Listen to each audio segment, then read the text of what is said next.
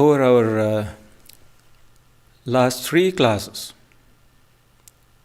we have been trying to understand the concept of Maya according to Advaita Vedanta. What is Maya? What is its nature? Since it is said to be primordial energy or matter, what is it composed of then? And finally, what are its powers? All these important questions we have discussed.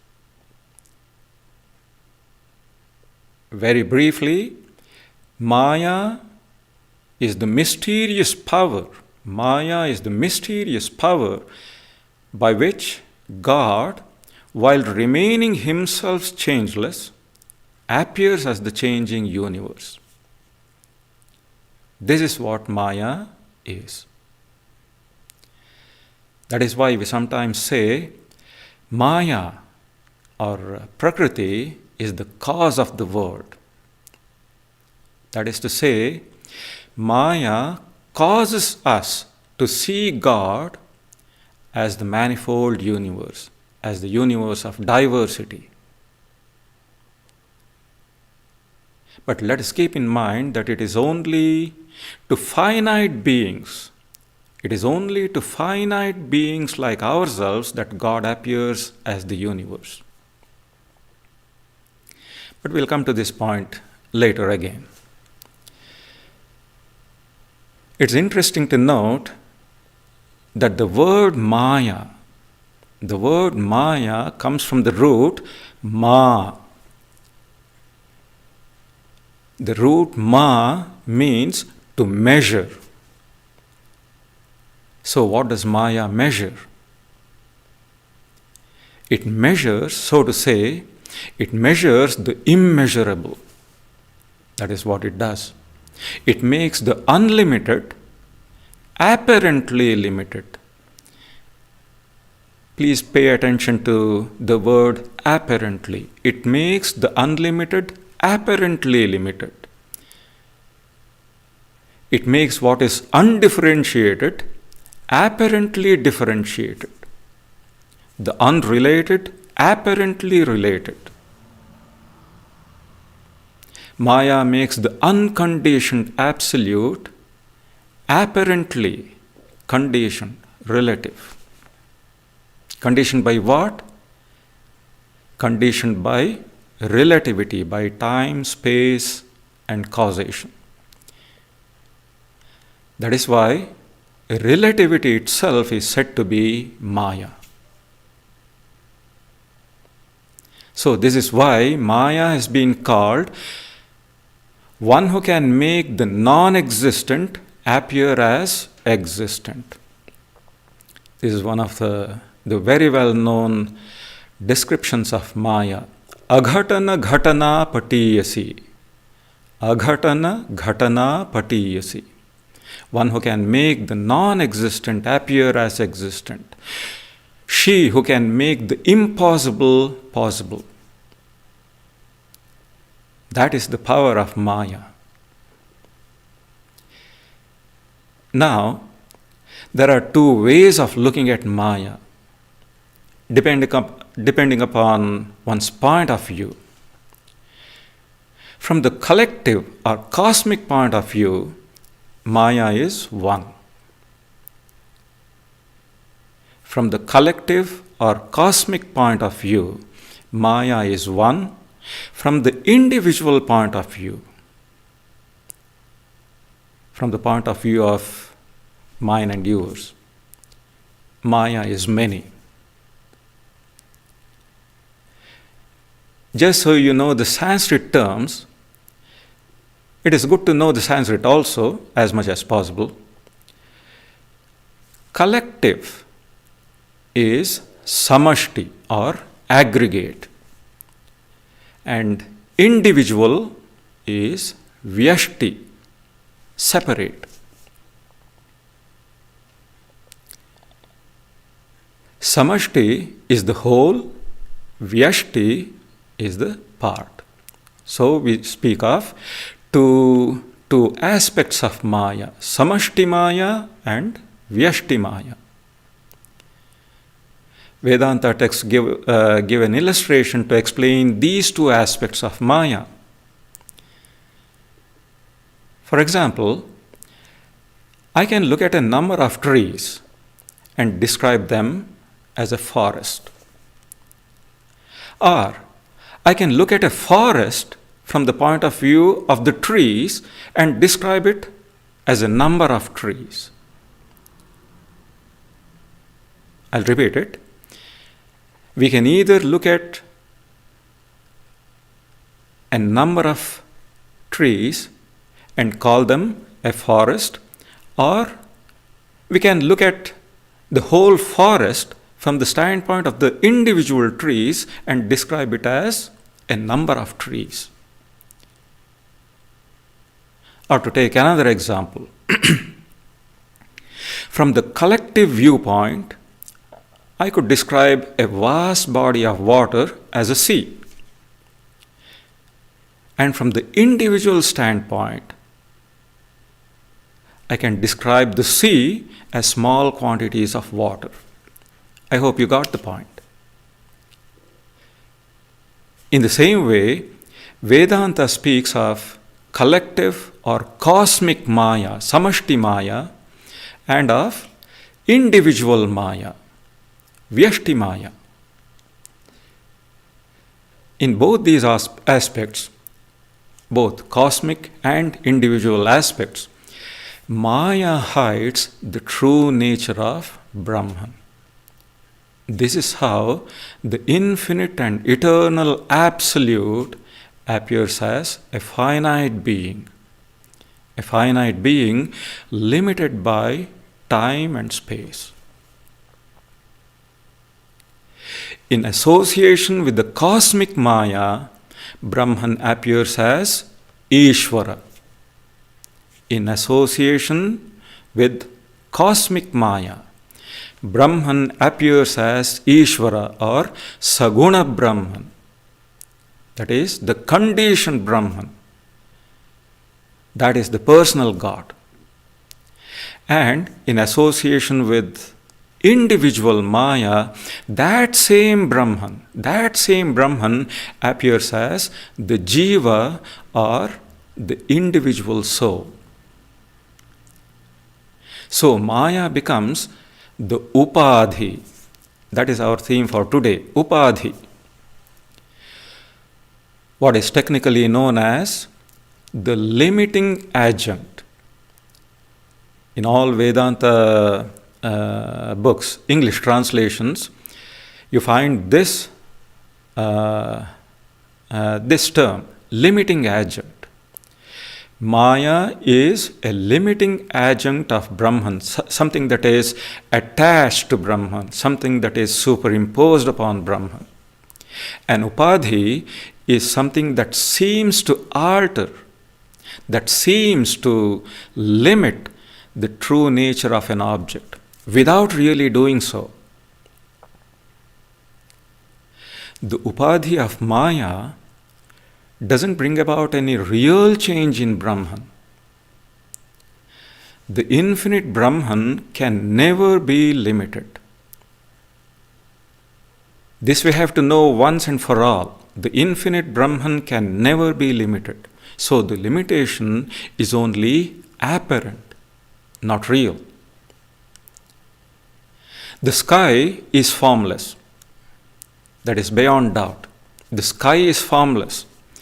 But when you view the sky through a canopy of trees, through the branches and leaves of the trees of a forest, when you view the sky through that covering, the foliage makes the sky look as if it has sharp outlines.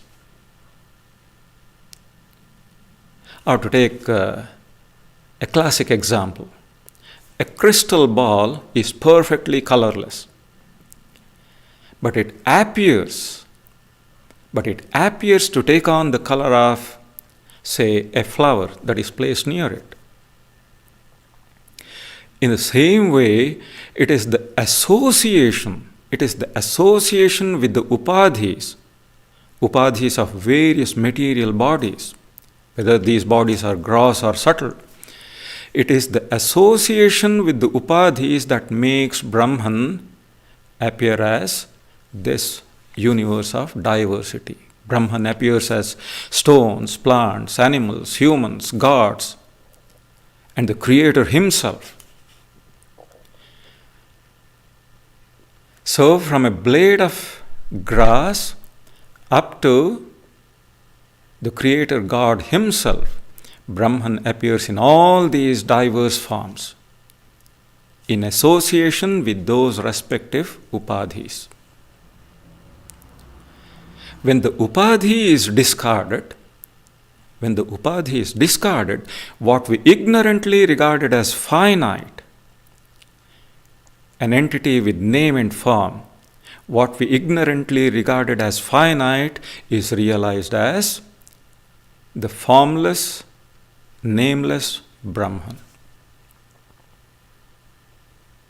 That is what an upadhi does. When the pot is broken, the space that was falsely imagined to be enclosed by the pot, that is seen to be non-different from the vast space outside. But the pot has to be broken. The upadhi has to be removed. Nothing ever happened to space. Only the pot came into existence, existed for a brief period, and then went out of existence. Nothing ever happened to space. So that is what an upadhi is. Let's now try to know a little more about Maya as an upadhi, as a conditioning.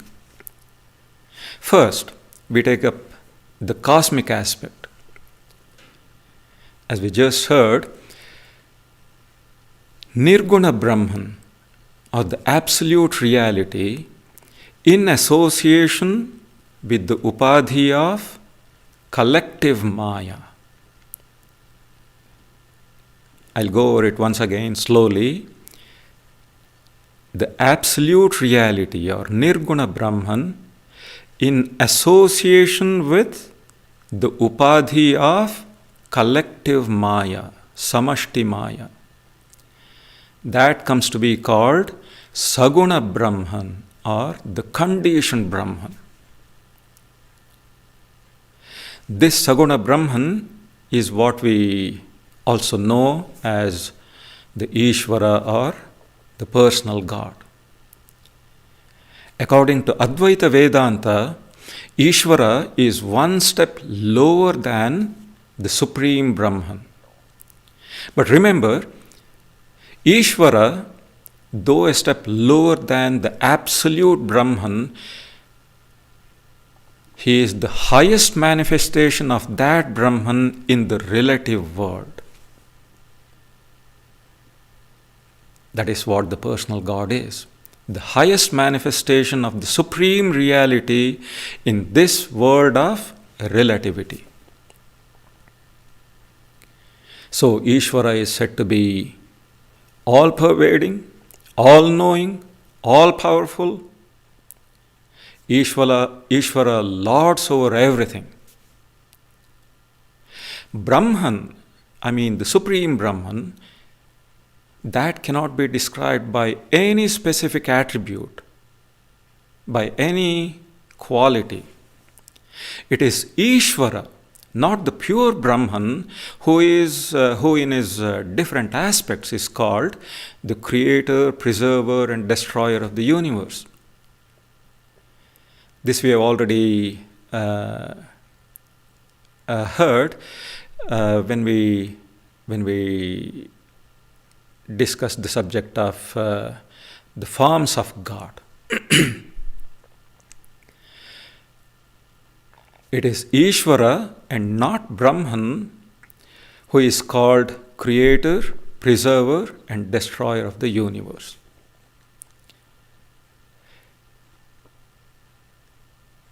With the help of Rajas, which is a component of Maya, with the help of Rajas, Ishvara creates. With the help of Sattva, he preserves that creation. And with the help of Tamas, the creation is again dissolved. So Ishvara is the inner controller of the universe. Last week we heard that it is Ishvara's will. It is Ishvara's will that enlivens or activates Maya. Because Maya is by nature material. So it is unconscious, insentient, it is matter. But this light of Ishvara that illumines Maya, where that comes from? That comes from none other than Brahman itself, the Supreme Brahman itself. Because Ishvara happens to be only a form in relativity of that Supreme Brahman. I repeat, from the standpoint of pure Brahman, there is no creation. So none of the attributes that are ascribed, zugeschrieben, none of the attributes ascribed to Ishvara applies to Brahman. Pure Brahman is like pure gold. But pure gold doesn't serve any practical purpose. You can't make ornaments out of it. You can't make ornaments from pure gold without mixing it with the silver or copper. In the same way, pure Brahman, uncontaminated, untouched by Maya, cannot create the universe. Because that Brahman is transcendental. So Brahman, in association with the Upadhi of Samashti Maya, collective Maya, appears to become Ishvara, who projects, maintains and withdraws this universe. In that sense, Ishvara is, so to say, a deterioration, a fefal of Brahman. Then comes the individual aspect of Maya, Vyashti Maya. When that same pure Brahman, when that same pure consciousness is associated with the Upadhi of individual ignorance, it is called the Jiva, or the individual soul, you and I. As you know, every Jiva, every living being dwells in a body.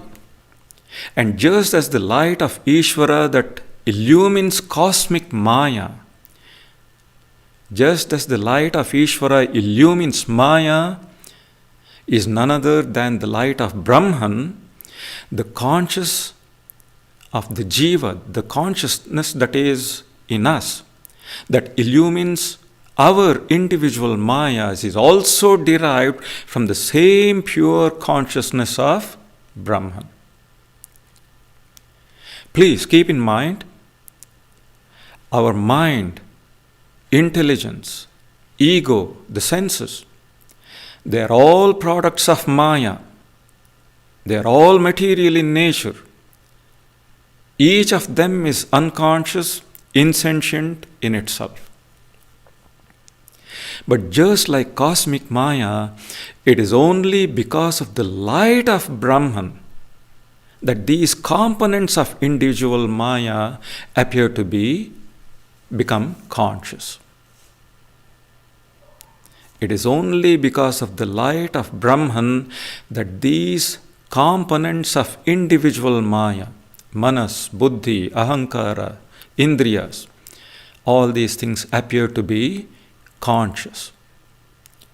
So, in a manner of saying, the Jiva or individualized soul is produced by the upadhi of individualized Maya. And for this reason, because it is an individual being, unlike Ishvara, who is a cosmic being. It is for this reason that the jiva does not possess the power of lordship that Ishvara has. We are not all-pervading. We are not all-knowing. We are not all-powerful like Ishvara is. Because the jiva's powers of knowledge and action are very limited. It has all become individualized. Ishvara and Jiva are both beings. This is important. Ishvara and Jiva are both beings associated with Maya. Both are products of Maya, so to say. But the difference between them is Ishvara controls Maya while the Jiva is under Maya's control. The limitations that Maya imposes upon us, Jivas, those limitations make us totally forget our real nature. But Ishvara, because he is above Maya, Ishvara is in no way affected by his own Maya. As Sri Ramakrishna said, there is poison in a snake. But though others may die if bitten by it, the snake itself is not affected by the poison. That is how it is. Of course, both Ishvara and Jiva are manifestations of the same Brahman on the relative plane. But Ishvara is free, whereas the Jiva is entangled in the world. The scriptures give some beautiful examples to illustrate this point. Ishvara is like a spider. Ishvara is like a spider which can move freely on its web. It has woven its own web, and so it is free to move over it as it likes, without the possibility of its getting caught. Whereas the jiva is like an insect that is caught in that web. Or the jiva is like a silkworm that is imprisoned in its own cocoon. That is one difference. Then Ishvara uses Maya as his instrument. Ishvara uses Maya as his instrument for the purpose of creation, preservation, and dissolution of the universe. And through Maya, through the laws of nature, he exercises his lordship over it, over the creation. But the jiva, on the other hand, is a slave of Maya. So, these are a few major differences between Ishvara and Jiva, between God and the individual soul. So let us hear it once more. First, Ishvara is unaffected by Maya, whereas the Jiva is very badly affected by it. Second, Ishvara is absolutely free, while the jiva is totally entangled. 3. Ishvara is the Lord and Master of Maya, who uses Maya for his divine purposes, but the jiva is a bond slave of Maya. We've already heard it a few times, but I would like to say it again here now, because this is something that should never be forgotten. From the standpoint of pure Brahman, Maya is non-existent. So both Ishvara and Jiva are non-existent from the standpoint of the absolute. Both are appearances. Both are appearances. But on the relative plane, in this plane of appearance, the Jiva is the worshipper and Ishvara is the worshipped. That is the difference. Ishvara is the creator and the Jiva is a creature, a created being. Or to put it in a sweeter way, Ishvara is the Father and Lord, whereas the Jiva is his child, his servant. They may be the same in essence, but in the manifestation of power, the difference between Jiva and Ishvara is beyond words. The texts say it is like the difference between a grain of sand and a mountain, between an ant and an elephant, or between a firefly and the sun. So there is an ocean of difference or more between a Jiva and Ishvara. So Ishvara may be one step lower than the absolute Brahman, but his importance, his significance in the relative plane is beyond all measure. As a matter of fact, because Brahman is the absolute, that is above any kind of relationship, it can't be an object of my thought or worship. Whereas the Ishvara, that is why he is called the personal God, whereas the Ishvara derives his power and reality from Brahman, he happens to be the highest conception of the infinite that can be formed by my finite mind, and I can also approach Ishvara with devotion. When the highest spiritual experience is reached in Nirvikalpa Samadhi, then both the individual soul and the personal God, both of these merge in the absolute. This we see in Sri Ramakrishna's life, in his practice of Vedanta. When the highest spiritual experience is reached, the individual soul and the personal God both merge in the absolute, and all three become one.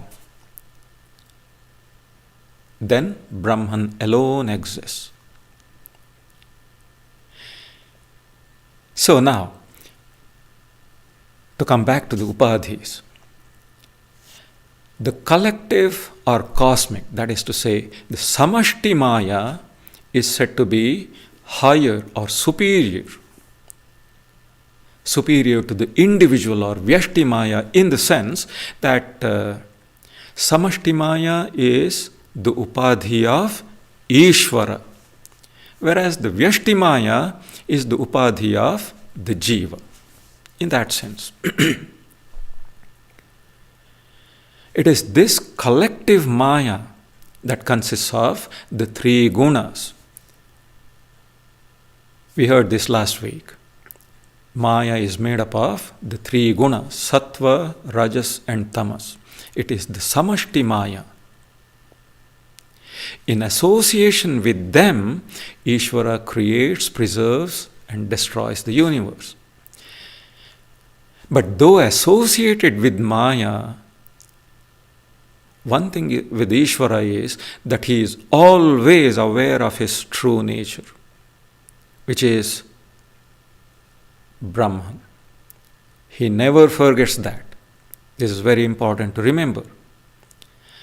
The collective Maya, composed of the three gunas, is the stuff, the substance out of which this entire material universe is created.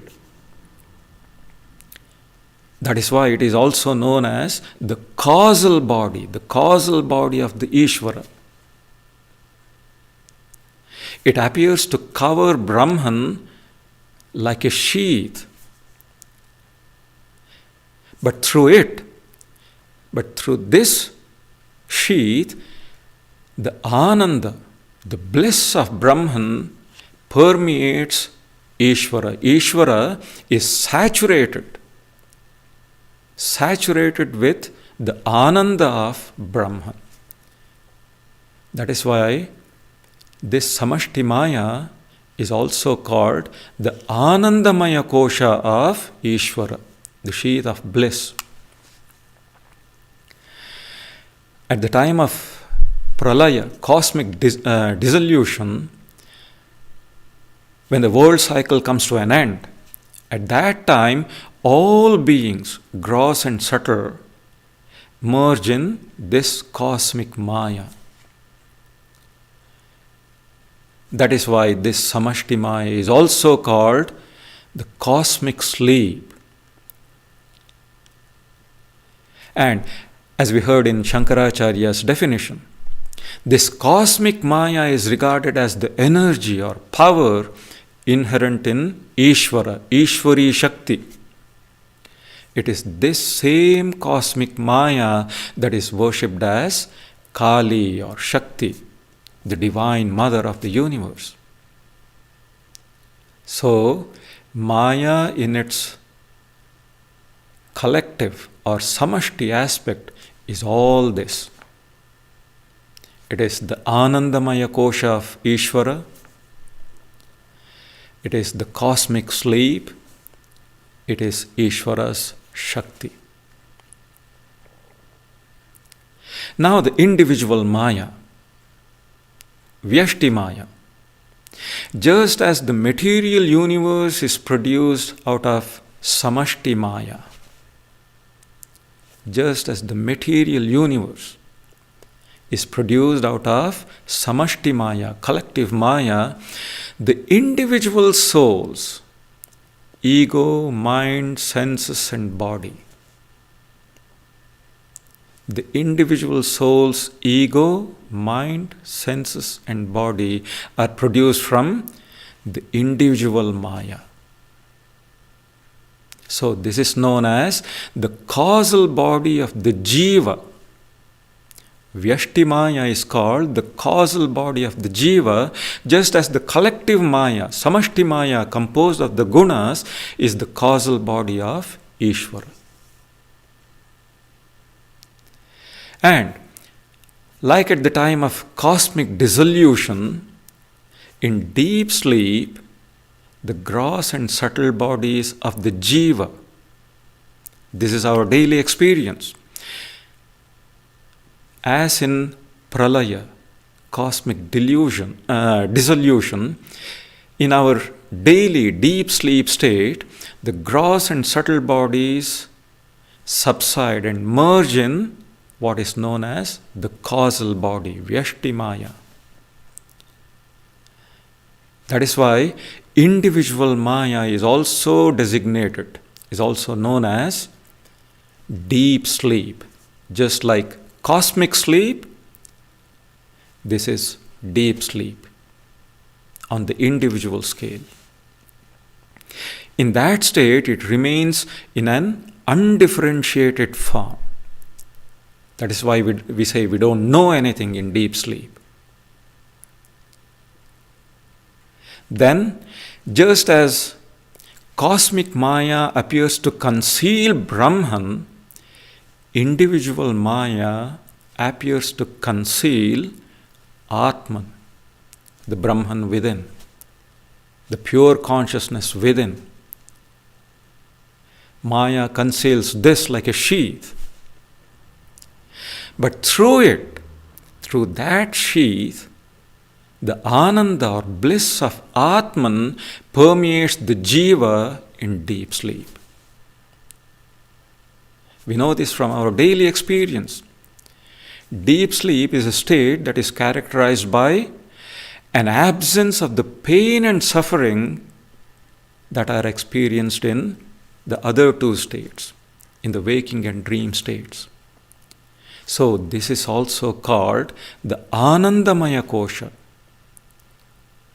the sheath of bliss of the Jiva, of the individual soul. In deep sleep, Atman is covered by the wheeling power, Avarana Shakti, what we heard last week, the Avarana Shakti of Maya. So we see how similar these two modes of Maya are. The individual Maya of the Jiva is not essentially different from the cosmic Maya of Ishvara. As Swami Vivekananda observed, the microcosm and the macrocosm are built on the same plan. These are very famous. This is a very famous observation of Swamiji. It was revealed to Swamiji in a spiritual experience. The microcosm and the macrocosm are built on the same plan. Just as the individual soul is encased in the living body, so is the universal soul in the living Prakriti, that is, in this objective universe. In fact, the macrocosm and the microcosm are really one. There is no real difference between a forest and the trees that constitute it. There is no difference between a sea and the drops of water that make it up. The difference lies in how we see them. That's all. In the same way, the consciousness of Ishvara and the consciousness of the Jiva are in reality the same.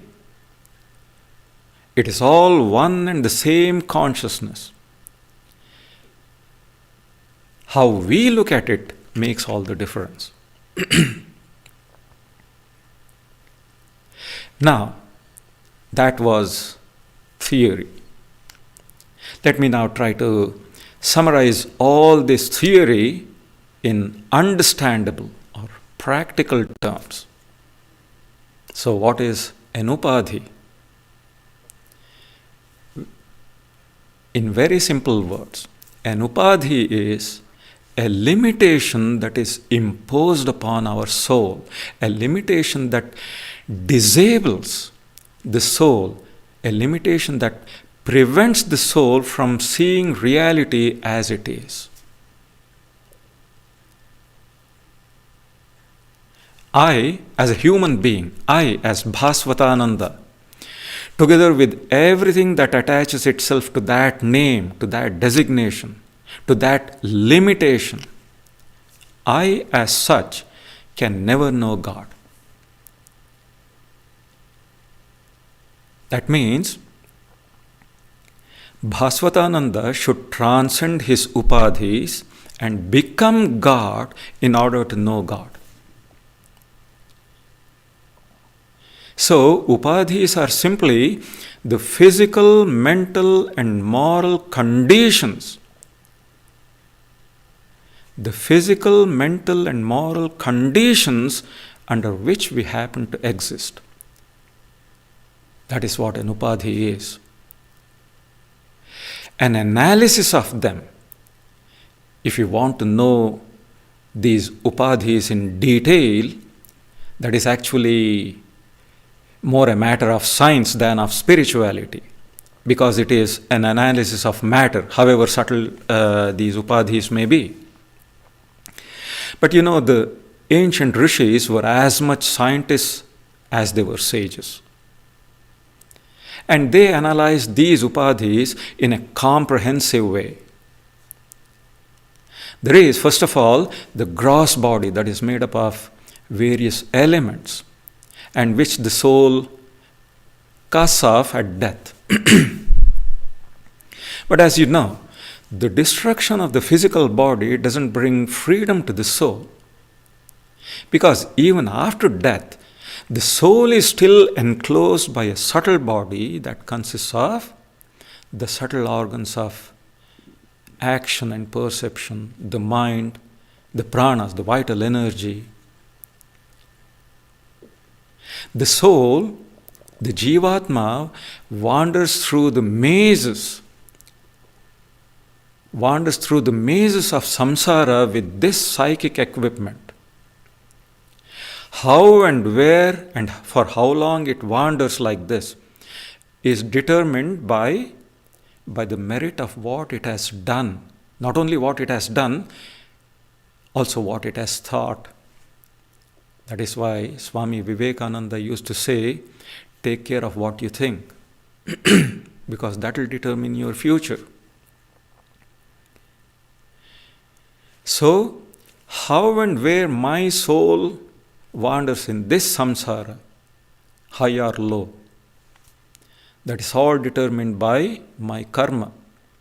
Throughout this time of wandering, and until the upadhis that are imposed upon the soul by avidya, until those upadhis are transcended, how? By means of vidya or knowledge. Until then, each soul imagines that it is separate from other souls, separate from God, separate from the universe. That is to say, a jiva deludes itself into the belief. The jiva deludes itself into the belief that it is an independent, separate entity. That is why it is subject to birth and death.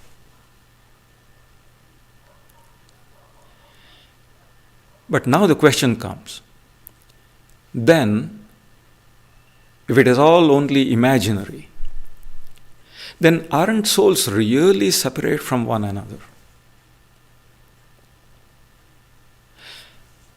Well, the answer would be souls are separate, seem to be separate. Souls are separate from one another as islands in the ocean or leaves on a tree are separate from one another. The difference is only this much. The islands on the ocean appear as separate places with their own different physical features, with their different flora and fauna. But we know that deep down in the ocean, they are all connected together by the same land. Without that underlying connection, without that unseen land, they could never stand. It's the same with the individual souls also. For all practical purposes, an individual is a separate unit. I am morally responsible for my thoughts and actions. As long as this sense of I is there.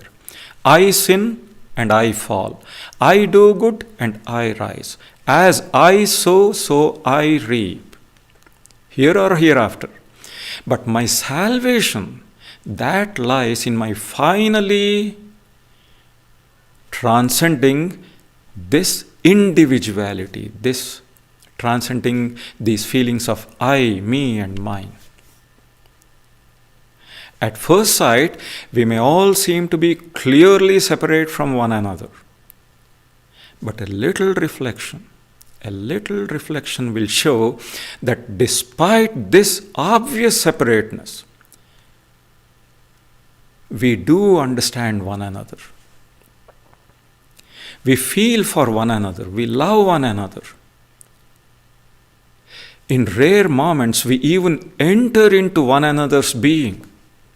We are capable of such sympathy, such deep sympathy. When this innate, it is nothing artificial, it is inbuilt.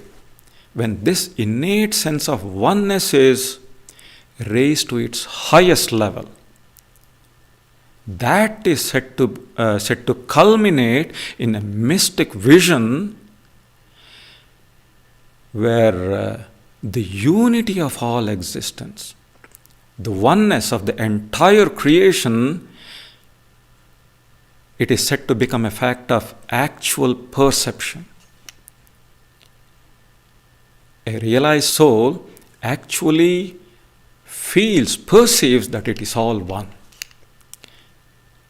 This is described in several places in the Upanishads and the Bhagavad Gita. So, what is denied is not the existence of an individual soul. What is denied is that individual soul's ultimate reality. The assumption that this individual soul is ultimately separate and independent. That is what is denied. When the upadhis, when the limitations of the body and mind are removed, the individual is no longer an individual. The cause of separateness is removed. The individual becomes one with the universal. Just as when a closed jar is broken, the space that was within that, or imagined to be enclosed within that until then, becomes one with the infinite space outside. Just as on the question of the reality of the world, we have a lower view and a higher view. We have here also a lower view and a higher view. The lower view, that individual souls exist as separate entities, is not an entirely false view, but it is only a partial view. It only gives one aspect of the truth and not the whole truth. And that is where error comes in, when we mistake what is relatively real for what is absolutely real. That is where we make the error. In the same way, it is also an error to think that our soul is separate from God. That is also because of ignorance. Each individual soul is only a focus, so to say, in one infinite expanse of consciousness. By focus, I mean a point in the ocean of pure existence where the wheel of matter and relativity becomes so thin that the spirit, the absolute, shows through from behind.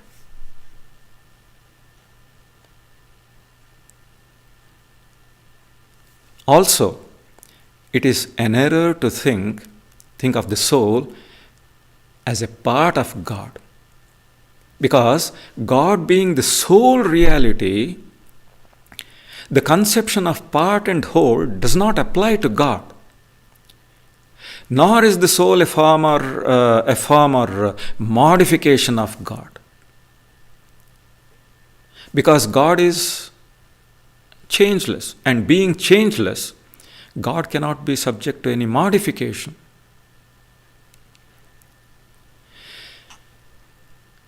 Of course, we have been through all this earlier. I'm only repeating those things. But to return to our question, then what is the soul? What is its relation to God? The Advaita Vedanta answer to that question is, you already know. Jivo Brahmaiva Naparaha.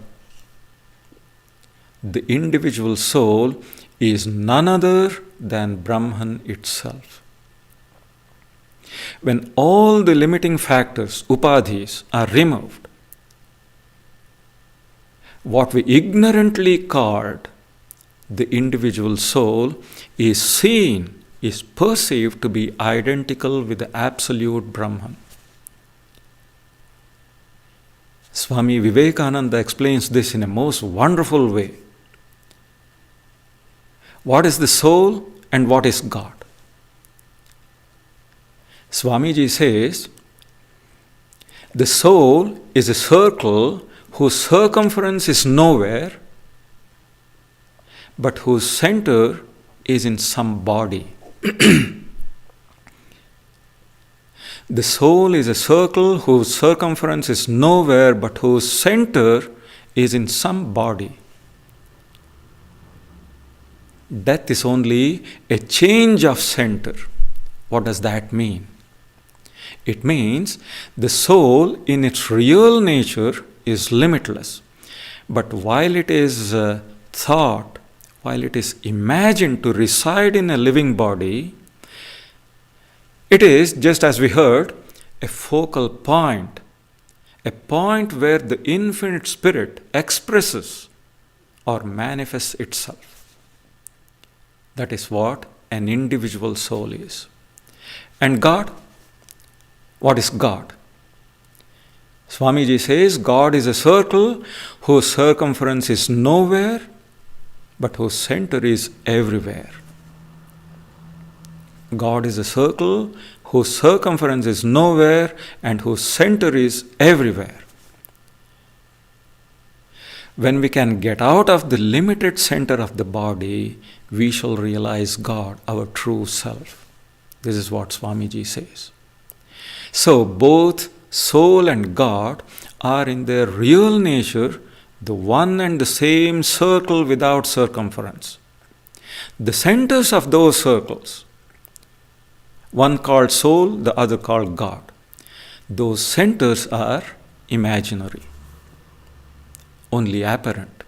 They are the upadhis, they are the limitations imposed upon pure spirit.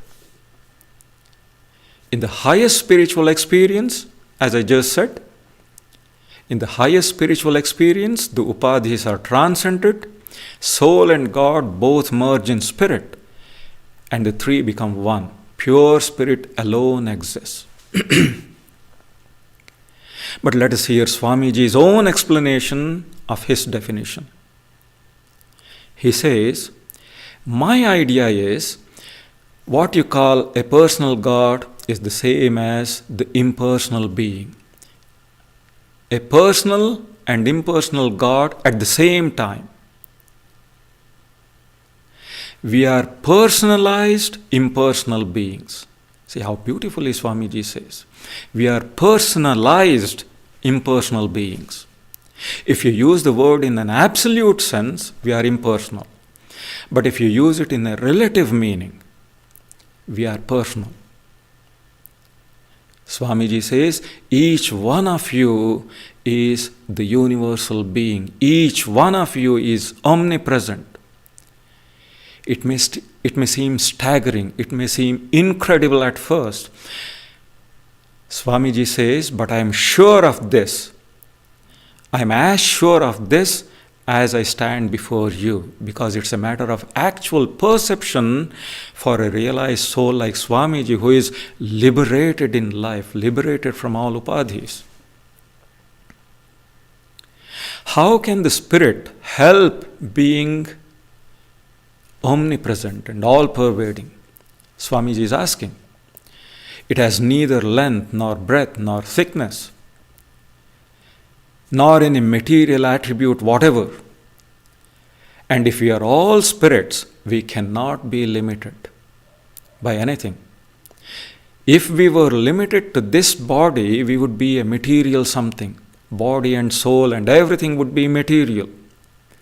And words like living in the body, embodying the soul, all such expressions would be only words used for convenience, beyond which they would have no meaning. Then Swamiji says, many of you remember the definition I gave of the soul, that each soul is a circle whose center is in one point and the circumference nowhere. The center is where the body is. Here comes the explanation. The center is where the body is, and the activity is manifested there. That means you are omnipresent. In Swamiji's words, you are omnipresent, only you have the consciousness of being concentrated in one point. You are only aware of that little point. And that point has taken up particles of matter. And those particles of matter have been formed into a machine through which the soul expresses itself. That is the body. That through which the point, the soul, expresses itself is called the body. So that would mean you are everywhere. So when one body or one machine fails, you, the center, move on and take up other particles of matter, whether they are finer or grosser. You move on and take up other particles of matter and work through that. That is a human being. And what is God? God is a circle with its circumference nowhere and the center everywhere. Every point in that circle is living, conscious, active, always working equally everywhere. So with us limited souls, only one point is conscious, and that point moves backward and forward, upward or downward. Just as the body has a very infinitesimal existence, a very negligible existence in comparison with that of the universe. In the same way, the whole universe in comparison with God is nothing, negligible. So Swamiji says, when we talk of God speaking, we say He speaks through His universe. When we speak of Him beyond all limitations of time and space, we say He is an impersonal being. But you and He are the same being. At the end, Swamiji gives an illustration. He says, we stand here and see the sun. We stand here and see the sun, but suppose you want to go towards the sun, and after you get a few thousand miles nearer, you will see another sun, much bigger, much brighter. Supposing you move much closer, you will see a much bigger sun, and at last you will see the real sun, millions and millions of times bigger. Suppose you divide this journey into so many stages and you take photographs from each stage, and after you have taken the real sun, you come back and compare them. They'll all appear to be quite different, because the first view was a little red ball, and the last one, the real sun was millions of times bigger. But it was the same sun. Swamiji says it is the same sun. It is the same with God also. The same infinite being we see from different standpoints, from different planes of mind. The lowest man, Swamiji says, the lowest man sees God as an ancestor. But as his vision gets higher and broader, he sees God as the governor of this planet, still higher as the Lord and ruler of the universe. But the highest human being sees God as himself. It was the same God, and the different realizations were only differences of vision, degrees of vision. So, this was Swamiji's explanation of the two aspects of Maya, Upadhis. And with this, we bring to a close our discussion of the Upadhis and for that matter, our discussion of the whole subject of Maya. Thank you very much.